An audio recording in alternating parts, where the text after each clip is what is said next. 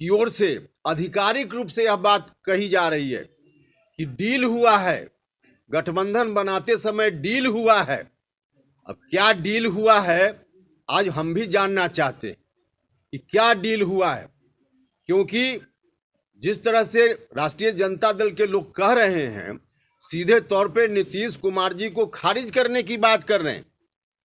नीतीश कुमार जी को हटाकर अब क्या लोग चाहते हैं फिलहाल वही बताएंगे, लेकिन डील की बात लोग करते हैं तो डील का खुलासा होना चाहिए। उपेंद्र कुशवाहा पर टिप्पणी करने के बजाय क्या डील हुआ है, जो लोग डील में रहे हैं उनको बताना चाहिए कि आखिर डील क्या हुआ है। उपेंद्र कुशवाहा इस डील को जानना चाहता है। आज कार्यक्रम होता है जनता दल यूनाइटेड का भी, तो एक साजिश उपेंद्र कुशवाहा के खिलाफ भी अब चल रही है, और यह साजिश उपेंद्र कुशवाहा के खिलाफ नहीं है, यह साजिश सीधे नीतीश कुमार जी के खिलाफ है। उपेंद्र कुशवाहा को दरकिनार करने का मतलब कि नीतीश कुमार जी को कमजोर करना। नीतीश कुमार जी के साथ उपेंद्र कुशवाहा मजबूती से खड़ा रहता है, उनके ऊपर जब प्रहार होता है तो उपेंद्र कुशवाहा उस प्रहार को झेलने के लिए नीतीश कुमार जी से आगे आकर अपने ऊपर झेलता है। यह बात कुछ लोगों को ठीक नहीं लगती है। कुछ लोगों को लगता है कि प्रहार हो रहा है, कोई कर रहा है तो प्रहार होते रहे और नीतीश कुमार झेलते रहे, उपेंद्र कुशवाहा बीच में क्यों बाधक बनकर आ जाता है। वैसे लोगों की ओर से यह साजिश है कि नीतीश कुमार जी को और कमजोर किया जाए, लगातार इस बात का प्रयास है। तो हम आदरणीय नेता मुख्यमंत्री नीतीश कुमार जी से भी कहना चाहते हैं कि आप अकेले नहीं हैं।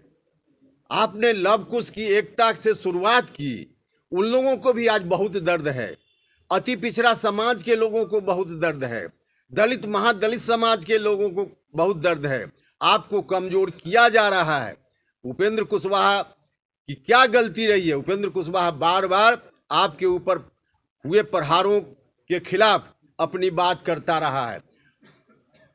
सीधा है कि मेरे अलावा अगर किसी ने और बात की हो तो बताए, कोई तो बात कोई नहीं करता उनके प्रहार को रोकने के लिए। उपेंद्र कुशवाहा अकेले जब करता है तो इसको भी दरकिनार कर दो। आज जननायक कर्पूरी ठाकुर जी की जयंती पार्टी की ओर से मनाई जा रही है।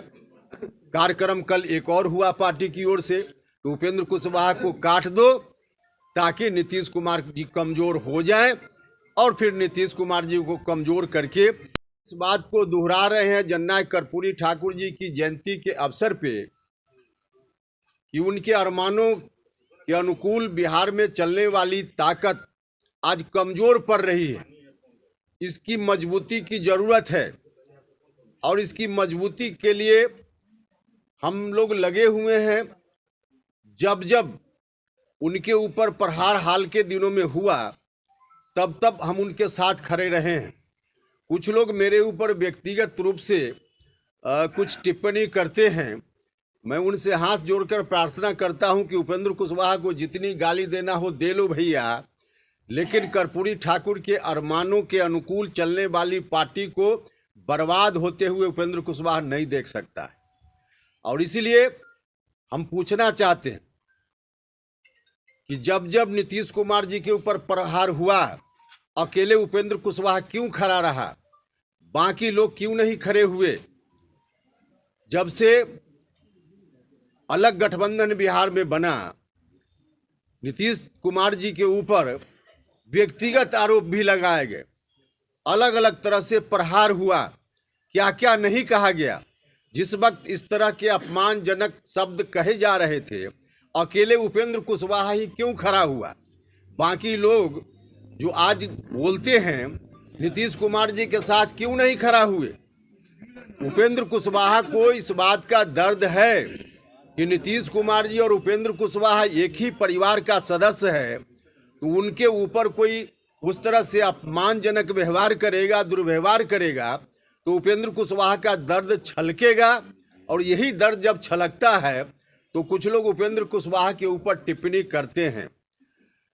जब उनके बारे में कहा गया, शिखंडी कहा गया, बेशर्मी कहा गया, भिखारी कहा गया, वो अकेले उपेंद्र कुशवाहा खड़ा रहता है। दूसरे लोग क्यों नहीं खड़ा होते? कार्रवाई बाद में चलकर शुरू हुई, राष्ट्रीय जनता दल ने शो कॉज नोटिस जारी किया, लेकिन अगर उपेंद्र कुशवाहा नहीं खड़ा हुआ होता तो शो कॉज नोटिस नहीं जारी हुआ होता। एक बार यह बात आ रही थी कि विलय हो जाएगा जनता दल यूनाइटेड का, किसी भी जनता दल यूनाइटेड के किसी नेता ने आवाज नहीं उठाई। लाखों हजारों हमारे कार्यकर्ता चिंता में थे कि क्या होगा। उस समय जरूरत पड़ी तो उपेंद्र कुशवाहा ने ही आवाज उठाई, और उपेंद्र कुशवाहा की आवाज के कारण आगे स्टेप रुक गया। माननीय मुख्यमंत्री जी ने भी बयान दिया कि विलय नहीं होगा। इतना ही, इस साजिश को आप समझिए, आप जब जरूरत समझिए उपेंद्र कुशवाहा को बुला लीजिए, हम बैठकर आपके साथ बात कर सकते हैं, बुला लीजिए। और नहीं तो हम यह भी कहना चाहते हैं राष्ट्रीय अध्यक्ष जी से कि आप पार्टी की एक मीटिंग बुला लीजिए, और पार्टी की मीटिंग में सार्वजनिक रूप से अगर आप नहीं बताना चाहते हैं कि क्या डील हुआ, क्योंकि आधिकारिक रूप से राष्ट्रीय जनता दल के प्रदेश के अध्यक्ष जी ने कहा कि अब नीतीश जी जाएं और जल्दी से ओथ दिलाएं राष्ट्रीय जनता दल के नेता को, तो यह क्या डील है इससे संबंधित अगर सार्वजनिक रूप से कहने में दिक्कत है तो आप पार्टी की मीटिंग बुला लीजिए और उसमें चर्चा कर लीजिए कि क्या डील हुई है। वरना लोगों के मन में तो कंफ्यूजन हो रहा है, और इस कंफ्यूजन के चलते नीतीश कुमार जी कमजोर होते रहे, तो यह हम लोग बैठकर आंख मूंद कर देखते नहीं रह सकते हैं। इसलिए आग्रह है आदरणीय नेता नीतीश जी से भी कि आप इस साजिश को समझिए और जल्दी आप हस्तक्षेप कीजिए।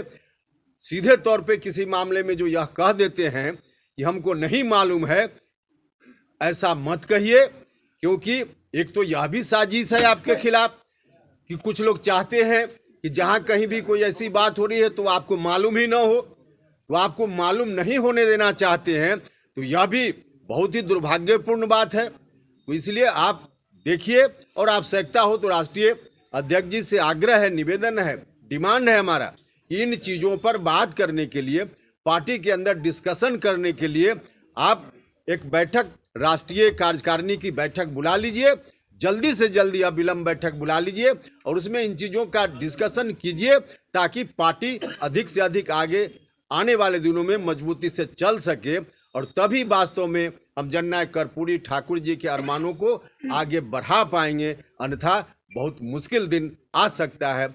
यही कहते हुए फिर से मैं एक बार जननायक कर्पूरी ठाकुर जी के चरणों में श्रद्धा सुमन अर्पित करता हूं और इस बात का संकल्प लेता हूं, जननायक कर्पूरी ठाकुर जी की आत्मा पता नहीं होती है कि नहीं होती, अगर कहीं होगी तो मैं कहना चाहता हूं कि हम लोग पूरी मजबूती के साथ आपके अरमानों को मरने नहीं देंगे, जिस परिस्थिति में भी हो आपके अरमानों को आगे बढ़ाएंगे, क्योंकि आपके अरमानों के साथ लाखों करोड़ों गरीब शोषित पीड़ित लोगों का भविष्य जुड़ा हुआ है। यही कहते हुए फिर से एक बार श्रद्धा सुमन अर्पित कर